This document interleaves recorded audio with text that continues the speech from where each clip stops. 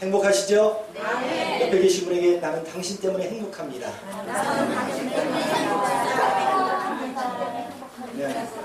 그냥 빈말이라도 하시면 행복해집니다. 우리의 말의 언어, 말의 능력이 거기에 있습니다. 이 세상 사는 사람 모든 사람 과연 무엇을 위해서 사느냐고 물어보면 행복한 인생을 위해서 그것이 목적으로 한다고 이야기합니다. 즉 모든 사람은 바로 행복한 삶을 살기 위해서 산다해도 과언이 아니지요. 민주주의 사회국가, 국민의 모든 그런 권리가 있을 터인데 그 권리 가운데 행복 추구권이 있습니다. 대한민국 역시 헌법 제10조에 보면 행복의 권리에 관해서 논하고 있습니다. 그런 권리가 있다는 거지요. 또한 사람마다 행복을 추구하는 또 갈급하는 일에서 각각 어떠한 생각과 또 행동은 다를 겁니다. 어떤 사람은 많은 사람들과 함께 모여서 이야기하고 또 나누고 할 때에 행복함을 느낀다고 이야기를 합니다. 또 어떤 사람은 혼자 그냥 외롭게 보이지만 사색하면서 또 모든 것을 잊고 행복을 찾는 이들도 있습니다. 뿐만 아니라 사람들마다 취미도 있고 또 여러 가지 활동을 통해서 다른 어떤 관계, 그 모든 문제를 다 내려놓고 근심 걱정 다 내려놓고 그런 일들을 통해서 행복을 얻기도 합니다. 우리 교회 성도님 어떻습니까?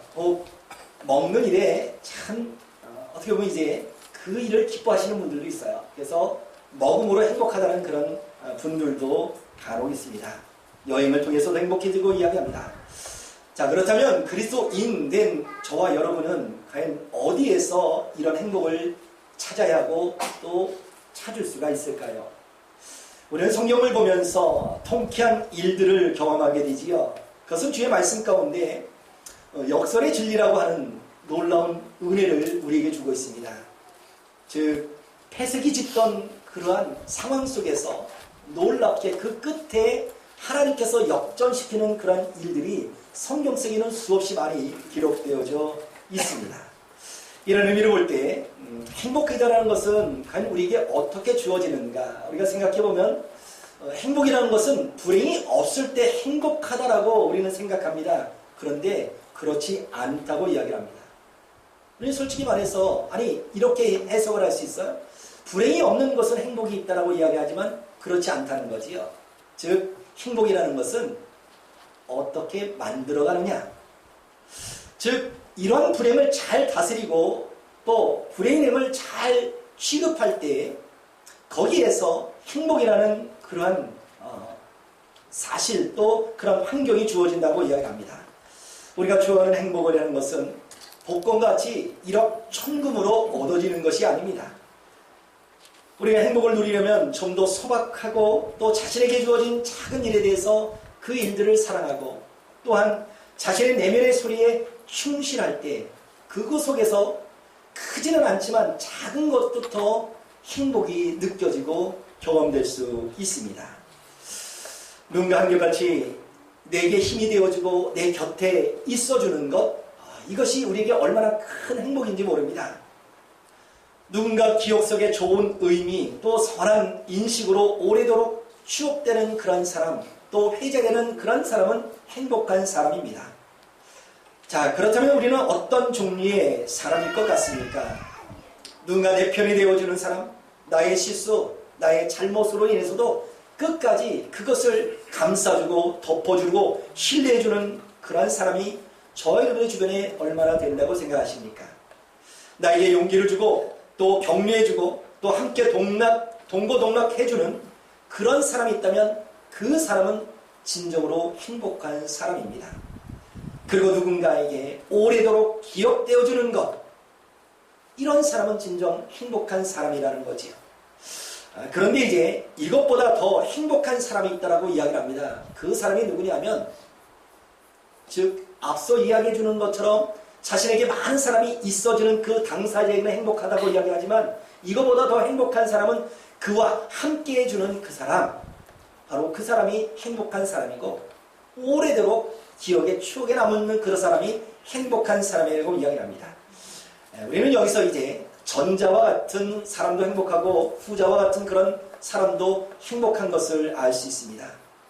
누군가 내 편이 되어주는 사람, 또 내가 큰 잘못을 했어도 끝까지 믿어주는 그런 사람이 있다면, 그 주변에 그런 사람이 있다면 진정 우리는 행복한 사람이라고 이야기할 수 있다는 거지요. 또 내 자신이 누군가 끝까지 믿어주고 또 그런 사람이 되어진다면 더할 나위 없는 그런 행복한 사람입니다. 우리가 행복이라고 이야기하면 무엇인가 더 많은 것을 소유했을 때에 행복해질 것 같습니다. 그러나 진정한 행복은 소유에서 있지 않다는 것을 우리는 알 수 있습니다. 이제 오늘 오후의 말씀과 같은 그런 내용도 이제 관계에 관한 내용인데, 그렇습니다. 행복은 소유가 아니라 관계라고 이야기를 합니다. 행복이란 내가 지금 무엇을 가졌고 무엇을 소유했느냐, 여기에 달려있지 않습니다. 어떻게 보면 외적인 그런 모습 속에서 행복을 찾으려는 것은, 이것은 저급한 행복의 어떤 모습일 수 있습니다. 그래서 자기의 소유의 체험이 되는 일, 이것에는 진정한 행복이 있었다는 것이 아니지요. 만약에 우리의 행복이 무엇인가 주어졌을 때 행복이고 그것이 없어질 때는 그 삶은 불행한 삶이 되었을까요? 우리는 그렇지 않습니다. 나를 통해서 다른 사람들에게 기쁨을 주고 또 즐거움을 주는 것은 진정한 행복입니다. 또는 어떤 외적인 조건에서 얻어지는 그런 행복은 진정한 행복이 아닙니다. 관계 속에 있다는 이야기입니다. 이 관계도 우리의 마음을 또 포함하는 그런 관계이지요. 사람들의 마음속에는 두 가지 요소가 있습니다. 행복의 요소도 있고 불행의 요소도 있습니다. 그러나 내가 무엇을 선택하느냐에 따라서 우리의 삶이 연출이 됩니다. 내가 행복한 삶을 살고자 한다면 무엇보다 먼저 내 속에 있는 그 행복의 요소를 찾고 그 요소 속에, 그 조건 속에, 그 상황 속에 나의 삶을, 나의 행복을, 그리고 나의 어떤 그런 언행, 그 모든 것을 세워간다면 그 사람은 진정한 행복한 사람입니다. 그러나 반면에 불행한 사람은 내 속에 있는 불행한 요소 위에 나의 삶을, 나의 생각을, 나의 환경을 그곳에 쌓아버리면 그 사람은 영원토록 행복할 그런 일이 없다는 이야기지요. 우리 내면에 있는 좋지 못한 마음들이 있습니다. 이것을 가리켜 쓴뿌리라고 이야기를 합니다. 바로 우리 마음속에 있는 이런 좋지 못한 이 불행의 조건들을 포기해버리고 좋은 것, 행복한 것, 이것만 가지고 이런 요소를 취해서 그 속에 우리의 삶을 쌓아간다면 그 사람은 진정한 행복을 얻을 수 있다는 사실입니다. 하나님께서 우리 인간을 만드셨습니다. 과연 우리 인간을 만드시고 우리에게 무엇을 주셨을까요? 우리에게 비극적인 삶을 하나님께서 허락해 주신 것이 아닙니다. 아담을 만드시고 에덴 동산을 허락해 주셨습니다. 그에게 고통을 주려고 하신 것이 아니라는 거지요. 행복한 인생. 앞서 살펴본 것 같이 나를 끝까지 믿어주느니 나의 실수나 잘못에 대해서도 이해해주고 용서해주고 용납해주는 그런 사람, 그 사람의 대상이든 아니면 그런 마음을 갖는 그런 사람이든 모두 다 행복한 사람이라는 이야기입니다. 그렇다면 저와 여러분의 곁에 과연 누가 있을까요? 오늘도 이렇게 운행하면서 우리 어르신들 말씀을 들었어요. 몇몇 분들은 이제 친구분들 가운데도 어려운 환경 속에 또 요양원에 어떻게 보면 갇혀서 사시는 분들이 불행하다고 이야기를 합니다. 그렇습니다. 우리 어르신들 또 부부가 함께 계시다면 끝까지 하나가 될 수 있으면 좋을 것 같은 생각이 듭니다. 얼마 전에 이곳에 가까운 이제 곳에 이제 문기현 지금 회장으로 있는 모 목사님 장인어른이 소천을 하셨어요. 그래서 잠시 갔다 왔는데 장례를 마치고 난 뒤에 그날 그 뒤에 장모님이 따라가셨다고 이야기를 합니다. 참 그러기도 쉽지는 않은데 아직 끝까지 함께 하시다가 또 좋은 날 볼 수 있기를 소망합니다. 자녀들 보십시오. 우리가 영원토록 함께할 것 같은 자녀입니까? 그렇지 않습니다. 배우자도 역시 마찬가지입니다. 영원히 함께할 것 같지만 그렇지 않습니다. 누군가는 앞서가야 되고 또 그 뒤를 따라갈 수밖에 없는 것이 인생이지요. 과연 우리 곁에 누가 있어야 우리는 진정한 행복일까요? 앞서 얘기했처럼 어떤 많은 것을 가졌다고 우리는 행복을 누리지는 않습니다. 관계라고 말씀드렸습니다. 그 관계 속에 우리는 누구와 함께해야 진정한 행복을 누릴 수 있느냐입니다. 그리스도인들은 이 비결을 압니다. 이 방법을 압니다. 행복해지는 비결은 오직 하나님께서 우리와 함께해 주시기에 저와 여러분이 행복한 성도인 줄 믿으시길 바랍니다. 시편 118편 6절 말씀 속에 여호와는 내 편이시라 내가 두려워하지 아니하리니 사람이 내게 어찌할꼬라고 노래하고 있습니다. 여호와는 내 편이 되시니까 나는 두려움이 없다고 이야기합니다. 진정한 행복 그 속에 있다라는 이야기지요. 하나님은 한결같이 우리를 사랑하시고 우리 편이 되어주시는 하나님이십니다. 오늘 성경 본문에도 우리를 향하신 하나님의 놀라운 약속들, 어떻게 보면 이제 푸른 초장과 같은 그러한 풍성한 은혜의 말씀을 우리에게 주고 있습니다. 오늘 본문은 하나님과 바른 관계를 맺고 사는 사람들에게 주어지는 은혜가 무엇인지 교훈해 주고 있습니다.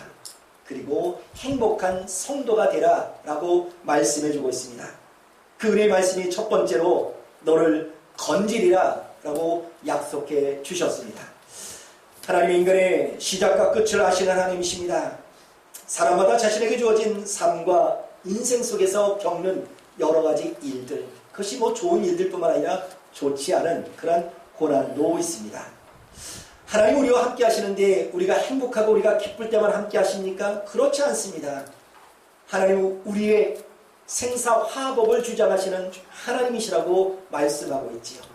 우리가 어려울 때, 우리가 힘들 때, 우리가 고통스러울 때도 하나님 우리 곁에 계시는 임마누엘 되시는 하나님이신 줄 믿으시길 바랍니다. 우리가 살아가면서 겪게 되는 기가 막힐 웅덩이들, 또 수렁과 같은 그런 인생 속에 있을 때 하나님께서 약속해 주셨습니다. 저와 여러분을 건져 주시겠다고 말입니다. 과연 하나님의 이러한 관심, 사랑을 받는 그런 사람이 누구이겠습니까? 오늘 보면 14절 말씀 속에 하나님이 이르시되 그가 나를 사랑한 즉 내가 그를 건지리라 라고 말씀하지요. 사랑에는 두 가지 요소가 있다고 이야기합니다. 하나는 받는 것, 또 하나는 주는 것입니다. 즉 하나님을 사랑하려면 무엇보다 먼저 하나님께서 나에게 주시는 그러한 사랑을 알아야 되고 그것에 대해서 감사하는 마음을 가져야 합니다. 하나님 우리를 너무너무 사랑하십니다. 이것은 어떻게 보면 단순한 언어적 유의가 아닙니다. 또 우리가 인간들이 이야기하는 사탕 발림도 아닙니다. 그리고 말로만 했던 그런 이야기가 아니라는 거지요. 하나님의 사랑은 우리에게 이미 확증되었습니다. 그것이 바로 십자가의 사건인 것을 우리는 알고 있습니다. 요한일서 4장 9절 10절 말씀 속에 하나님의 사랑이 우리에게 이렇게 나타난 바 되었으니 하나님의 자신의 독생자를 세상에 보내심은 그로 말미암아 우리를 살리려 하심이라. 사랑은 여기 있으니 우리가 하나님을 사랑하는 것이 아니요 하나님 우리를 사랑하사 우리 죄를 속하기 위하여 화목제물로 그 아들을 보내셨음이라 말씀하고 있습니다. 하나님의 사랑, 그 성도를 향하는 그 마음은 어떨 것 같습니까? 그 사랑을 받은 성도라고 한다면 모두 다 동일한 마음이 있지 않겠습니까? 하나님을 더 많이 사랑하고 또한 교회와 성도를 사랑하는 그런 마음입니다. 있는 힘껏 헌신하고 봉사해도 공치사하지 않습니다. 이름 없이 빚도 없이 섬겨도 누가 나를 알아주겠지 그런 마음이 없습니다. 하나님을 사랑하지 않는다면 어떤 작은 일을 하면서도 내가 이것을 했어라고 입 크게 벌려 자랑하는 그런 사람이 될 수밖에 없습니다. 그러나 하나님을 사랑하면 아무리 큰 일을 해도 큰 봉사, 큰 헌신을 해도 내가 한 것이 아닙니다. 하나님께서 하셨습니다. 이런 고백이 있는 삶이 된다는 거지요. 우리가 잘 아는 믿음의 조상 아브라함을 생각해 봅니다. 그는 하나님의 부르심을 받고 하나님의 명령을 따르지요. 너는 본토 친척 아비 집을 떠나라. 어디로 가라는 이야기입니까? 가야 할 그런 장소도 모릅니다. 단순히 하나님은 말씀하시죠. 내가 내게 지시할 땅으로 가라는 말씀뿐입니다. 하나님 아브라함에게 또한 후손을 약속해 주셨습니다. 그는 25살 되지만 여전히 그에게는 자식이 없습니다. 그러나 그의 약속 오랜 세월 흐른 뒤에 응답을 받습니다. 그리고 그가 100세 때 얻은 이삭이 있지요. 얼마나 귀합니까? 아브라함의 실질적인 피부치입니다. 이미 그에게도 따르는 아들은 있었습니다. 그가 그의 아내 사라의 몸종이었던 하갈을 통해서 낳은 이스마엘이라는 아들. 그러나 그 아들은 하나님께서 약속하신 아들이 아니라는 거지요. 이삭이라는 그 아들은 그의 눈에 넣어도 아프지 않을 만큼이나 너무도 사랑스러운 아들이었습니다.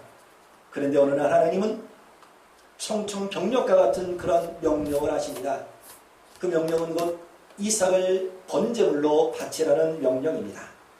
이에 대해서 아브라함은 어떻게 행동합니까? 누구에 대해서 하나님에 대한 불신, 불평, 불만 이런 이야기를 하지 않습니다. 그런 조용한 가운데 새벽 일찍 이삭을 데리고 하나님께서 시하는 그런 산 위에 올라가 돌제단을 쌓습니다. 그 위에 뗄나무를 펼쳐놓습니다. 그리고 함께 올라간 자신의 아들 이삭을 끈으로 꽁꽁 묶고 그 번제단 위에 올려놓습니다. 그리고 들고 간 칼을 높이 쳐들고 이삭을 죽이려고 할 때에 하나님께서 급히 아브라함을 찾습니다. 아브라함아, 네 아이에게 손을 대지 말라라고 말씀합니다. 그리고 이어서 하시는 말씀이 뭡니까? 하나님은 말씀합니다. 내가 내 믿음을 알았다고 이야기를 하지요. 여기서 이야기하는 이 믿음은 내가 나를 얼마나 사랑하는가 이것을 알았다는 그런 이야기입니다. 하나님을 사랑한다면 하나님께 드리는 그 어떤 것도 아까운 마음이 들지 않습니다. 하나님이 이런 마음으로 사랑하는 성도들을 건져주시겠다라고 오늘 약속해 주셨습니다. 인생의 수렁을 경험해 오셨습니까? 지금은 논들을 보면 이제 경지정리가 잘 되어 있습니다. 그런데 과거에는 비가 와야 농사를 지을 수 있는 손수답들이 있고요. 또 샘물이 나는 그런 논들이 많이 있었습니다. 이제 모내기를 하기 위해서 쟁기로 갈아엎고 또 썰애질을 해야만 할 때에 꼭 한 번씩 수렁과 같은 그런 곳에 빠져서 고생한 경험이 있습니다. 쟁기를 하던 소가 빠지고 또한 경운기가 빠지게 되면 그 꺼내는 그 일이 얼마나 힘든 일인지 모릅니다. 수렁이라는 것이 무엇입니까? 한 번 빠지면 거기서 나오려고 발버둥을 치면 발버둥 칠수록 점점 깊이 빠지는 것이 수렁입니다. 누군가 밖에서 도와주지 않으면 빠져나올 수 없는 그런 장소가 바로 수렁입니다. 우리 인생도 역시 마찬가지입니다. 수렁과 같은 인생을 만날 수 있습니다. 과연 그곳에서 구원받을 수 있는 그 길이 무엇입니까? 내 힘으로 발버둥 치면 점점점 깊이 빠지게 되는데 나 아닌 다른 외부에서 강력한 그런 힘을 통해서 그곳에서 나올 수 있습니다. 우리 인생의 수렁이 있을 때 저를 구원해 주실 분은 오직 예수 그리스도 주님이신 줄 믿으시길 바랍니다. 아멘. 두 번째로 하나님께서 높여주시겠다라고 약속해 주고 있습니다. 오늘 14절 중반 이후에 그가 내 이름을 안즉 내가 그를 높이리라 말씀합니다. 사람들은 예수 그리스도를 믿는 이들을 가리켜 성도라고 이야기합니다. 그리스도인이라고 이야기를 합니다. 성도는 무엇입니까? 거룩한 무리라는 의미가 있고요. 그리스도인이라는 것은 예수로 말미암아 거듭난 사람을 의미합니다. 자, 그렇다면 이렇게 한번 이야기해 보십시다. 학생이라는 것은 학교에서 학업을 하는, 공부를 하는 이들의 학생입니다. 선생님은 후학을 가리키는 그러한 어떤 지도력을 갖고 있는 분들을 또 선생님이라고 이야기를 합니다. 무슨 이야기입니까? 그 직함은 맡은 일이든 그 관련된 곳에 소속된 사람들, 그렇게 불려집니다. 자, 그렇다면 성도 또는 그리스도인이란 무엇과 연관되어져야 될까요? 세상과 연관되어진 사람을 성도라고 할까요? 그리스도인이라 할까요? 그렇지 않습니다. 예수 그리스도와 연관된 사람은 그리스도인이요 성도고, 교회와 연관된 사람은 바로 성도요 그리스도인이라는 거지요. 성도는 바로 하나님에 대한 지식, 예수 그리스도에 대한 지식이 있어야 합니다. 우리가 어떤 것을 안다고 할 때 그 안다는 말 속에는 어떤 그 대상에 대해서 특성을 또 본질을 또 겉으로 나타난 보이지 않는 그런 것들을 이해하고 또 지식적으로 아는 것, 이것을 안다라고 이야기할 겁니다. 그렇다면 성도는 하나님을 알아야 하지요. 뿐만 아니라 여기서 안다는 것은 하나님의 본질이 무엇인가, 하나님의 속성이 무엇인가, 하나님의 마음이 무엇인가, 이것을 아는 겁니다. 여러분이 묻습니까? 여러분의 부모님이 계십니까? 여러분 부모님을 아십니까? 여러분의 부모님은 어떻게 생기셨습니까? 여기서 안다는 것은 겉모양이 아닙니다. 부모의 마음을 아느냐는 그런 질문이지요. 성경에서는 하나님의 이름을 여러 가지로 나타나 있습니다. 우리 성도님이 알고 계신 하나님은 어떤 분이실까요? 우리가 잘 아는 하나님을 이야기할 때 사랑의 하나님이라고 이야기를 합니다. 국률과 자비가 풍성하신 하나님이라고 이야기를 합니다. 이렇게 알고 계신 것 참으로 다행한 일이고 그 자체도 감사한 일이지요. 무엇보다 각 성도님들이 경험했던 하나님, 그분이 진리의 하나님이십니다. 진실된 하나님이신 줄 믿습니다. 성경에서 나타난 하나님도 나에게는 정말로 풍성한 그런 은혜의 하나님이시지만 저 여러분의 삶 속에 경험한 그 하나님이 진짜 하나님이신 거예요. 그렇다면 성경에서 나타난 하나님의 이름에 대해서 여러분은 얼마나 알고 계십니까? 이런 말씀이 있습니다. 여호와 이레의 하나님이라고. 우리는 여호와 이레를 참 좋아합니다. 준비하신 하나님이라는 거죠. 여호와 샬롬의 하나님이라고 이야기를 합니다. 샬롬이라는 것은 평강의 하나님을 의미합니다. 여호와 라파의 하나님이라고 이야기를 합니다. 치료하시는 하나님을 의미해주고 있습니다. 여호와 삼마의 하나님, 임재하신 하나님, 여호와 니시 하나님, 승리하신 하나님, 그 외에도 수없이 많이 하나님에 대한 증거를 해주고 있습니다. 이 증거가 어디서 나온지 아십니까? 이것은 그냥 하늘에서 뚝 떨어진 그런 성령의 음성이 아니라 직접 그들의 삶 속에서 경험했던 하나님이셨습니다. 아브라함이 이삭이 죽이려고 했을 때에 수풀에 걸린 순양을 보았습니다. 그리고 말씀하지요, 고백하지요. 하나님께서 준비하셨다. 그것이 바로 여호와 이레 하나님. 그렇습니다. 그분이 진실된 하나님입니다. 그 외에도 하나님은 영원하시다고, 전지전능하시다고, 무소부재하시다고 우리는 하나님을 높여드립니다. 하나님의 이름을 안다는 것, 무엇보다 하나님에 대한 지식과 함께 또 믿음으로 순종하는 그 하나님의 놀라운 능력을 경험한 것, 이것을 바로 하나님을 안다라는 의미로 받아들여야 합니다. 그렇게 경험한 성도, 무엇보다 하나님을 높여드리게 됩니다. 우리가 경험하지 않은 하나님이라면 그 하나님은 어떻게 보면 뜬구름 잡는 그런 식의 하나님일 수밖에 없습니다. 이 시간 우리 문선은촌교회 행복한 성도로서 하나님을 경험할 수 있길 바랍니다. 아멘. 예수 그리스도 성령님을 경험하여서 그 하나님을 내 것으로 일평생 삼을 수 있기를 원합니다. 아멘. 그렇습니다. 하나님은 당신의 이름을 아는 자를 높여주시겠다라고 말씀해주고 있습니다. 하나님은 당신의 형상대로 짓받은 우리 인간, 우리 본래는, 우리 본질은, 우리의 존재가 누구입니까? 그것은 바로 존귀하고 권세와 권위의 신분을 부여받은 사람들입니다. 인간이 범죄하기 전에 하나님은 아담에게 이 땅을 다스리고 정복하시라는 그런 명령, 그런 축복의 말씀을 해주셨습니다. 그러나 불순종의 죄로 인해서 사탄은 우리 인간에게 가진 모든 권위, 권세를 빼앗아 버렸습니다. 그러나 하나님은 당신이 보내신 독생자 예수 그리스도 줄 믿는 자에게 아담이 잃어버렸던 하늘의 놀라운 권세, 능력, 이것을 회복시켜 주시겠다라고 약속해 주고 있습니다. 하나님의 자녀에 되는 권세지요. 성도가 되는 권세입니다. 의인으로 불러주셨습니다. 왕같은 제사장 되게 하셨고 하나님 나라 천국 백성 되게 해 주셨습니다. 이것이 믿는 자가 누려야 될 권세이지요. 이미 우리 모든 성도님들은 행복한 삶을 살 수 있는 그런 자격이 주어졌고 그런 환경이 주어졌습니다. 여러분은 여러분 자신에 대해서 어떻게 생각합니까? 여러분 불행하다고 생각합니까? 그렇지 않습니다. 예수 그리스도를 믿는 저와 여러분 행복한 사람입니다. 우리는 날마다 나의 자신에게 그렇게 축복을 해 주셔야 하지요. 우리는 나를 사랑하는 하나님을 잘 압니다. 나의 죄를 사해 주시기 위해서 독생자이신 예수 그리스도를 이 세상에 보내주셨습니다.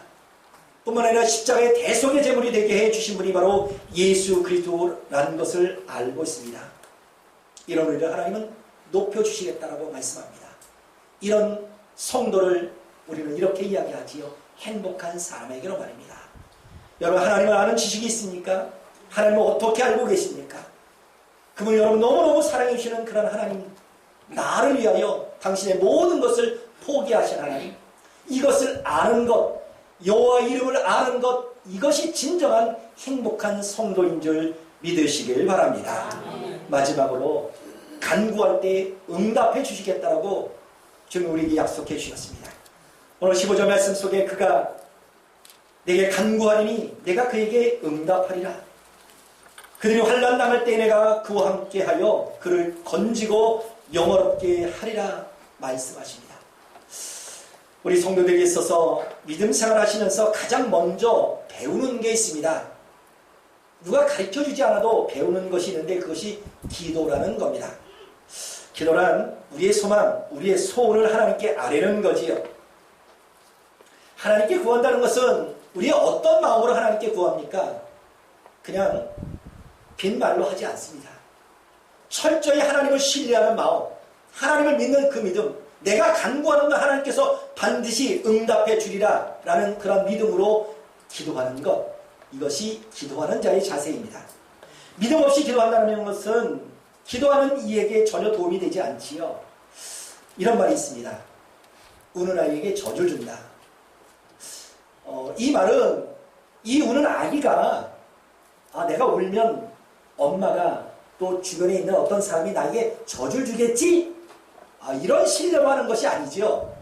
이 아이의 울음은 곧 어떻게 보면 이것은 그의 어떤 본능적인 그런 행동입니다.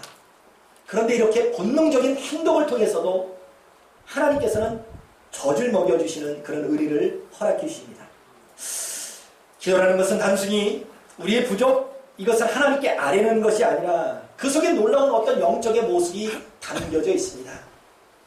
기도란 나의 약함, 나의 부족함, 나의 무능함, 이것을 하나님께 인정하는 겁니다. 기도라는 것은 겸손의 원칙입니다.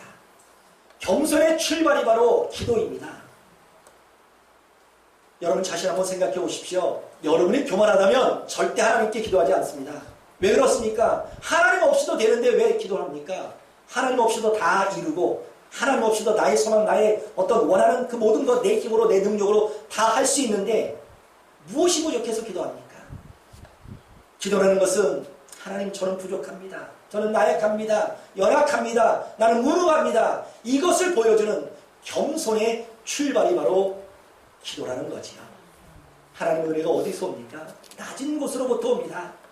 낮은 곳이라는 것은 바로 성도의 겸손입니다.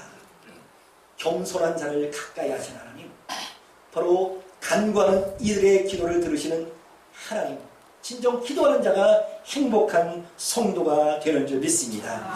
기도와 응답, 바로 하나님께서 주시는 놀라운 은혜가 아닐 수 없습니다. 우리가 하나님께 기도할 때 아무런 목적도 또 생각도 없이 기도하는 성도가 있을까요? 그런 성도는 없을 겁니다. 아니 그런 사람이 있다고 한다면 다른 사람이 어떤 눈치를 보고 기도하면 이상하니까 교회 와서 기도해야지 라고 한다면 그건 역시도 불행한 사람이 될 수밖에 없습니다. 하나님은 신실하십니다. 하나님은 당신이 약속하신 말씀을 반드시 이루시는 하나님이신 줄 믿습니다. 그런 하나님을 신뢰하고 간구하는 것, 이것이 축복된 성도요 행복한 성도의 모습이라는 거지요. 기도는 바로 하나님을 인정하는 피조물들의 거룩한 행위입니다. 하나님을 하나님 되게 하는 인간의 가장 거룩한 행동이 바로 하나님 앞에 기도하는 겁니다. 사랑하는 여러분, 여러분의 행복자라고 생각한다면 하나님을 찾을 수 있길 바랍니다. 안 행복해요? 행복하니까 하나님을 찾으셔야 돼요. 하나님을 찾아야 행복해집니다. 이건 뗄래야 뗄 수 없는 관계 속에 있다는 이야기입니다. 주님께 말씀합니다. 예레미야 33장 3절 말씀 속에 너는 내게 부르짖으라. 내가 내게 응답하겠고 내가 알지 못하는 크고 은밀한 일을 내게 보이리라 약속해 주고 있어요. 환난 때 여호와를 부를 때 구원해 준다고 약속합니다. 그리스도인들에게 있어서 하나님께서 주시는 이 생명줄을 놓치지 않기를 원합니다. 저 여러분 정말 행복자입니다. 그 누가 이야기해도 너는 불행해 라고 해도 그 사람의 말을 따르질 필요 없어요. 하나님께 주시는 말씀을 따릅니다. 나와 함께 하신 하나님, 다른 이도 아니고 나와 함께 하시고 나와 영원히 함께 하시라는 그 약속의 말씀만 믿고 따라간다면 저 여러분 삶 속에 정말 그 속에 행복한 삶이 되는 줄 믿습니다. 행복을 아직 찾지 못하셨습니까? 나는 행복하지 않다고 생각하십니까? 여러분의 곁에 계신 분이 누가 있습니까? 물론 누군가 나를 위해서 중보하며 기도하시는 분이 있습니다. 그런 사랑을 받는 저와 여러분도 행복하고 누군가 마음에 품고 기도하는 그 자신도 행복한 성도입니다. 또한 무엇보다 영원하신 그 하나님, 나와 함께 하시리라 약속해 준 그 하나님이 저와 여러분이 함께 하시기에 진정 우리 문사님 쪽의 모든 성도님들은 행복한 성도가 되는 줄 믿으시길 바랍니다. 그분을 믿고 그 이름을 알고 그래서 우리를 높여주시고 우리의 간구에 응답하신 하나님, 그 신실한 하나님, 그분을 의지하여서 끝까지 우리의 주신 그 행복을 놓치지 않는 저 여러분 삶이 되기를 주님의 이름으로 간절히 소망합니다. 기도하시겠습니다. 거룩하신 하나님, 이 시간 우리 자신을 보면서 불행의 요소가 아니라 행복한 요소를 찾기를 원합니다. 누군가에게 오래 기억되어주는 사람, 또 누군가를 끝까지 신뢰해주는 그런 그리스도인이 되기를 원합니다. 무엇보다 연약한 우리를 끝까지 포기하지 아니하시고 지키시고 인도하신 하나님으로 인해서 우리 교회 모든 성도님들을 진정 행복한 성도가 되게 하신 하나님을 찬양합니다. 주이신 이 사람을 누리고 좀 더 많은 사람들을 섬기며 또한 그들을 사랑하기를 원합니다. 우리를 높여주시고 또한 주의 이름을 알므로 우리를 기억해 주시고 우리를 건져주시는 하나님이십니다. 뿐만 아니라 우리의 간구에 응답하신 신실하신 하나님이신 줄 믿습니다. 내 자신에게 이렇게 축복합니다. 너는 진정 하나님이 사랑하는 축복된 백성이라고, 너는 행복한 성도라고, 하나님 이것이 하나님께서 이 시간 우리에게 주시는 하나님의 말씀인 줄 믿고 끝까지 이 말씀 부여잡고 살아가게 하옵소서. 예수님의 이름으로 기도하옵나이다. 아멘.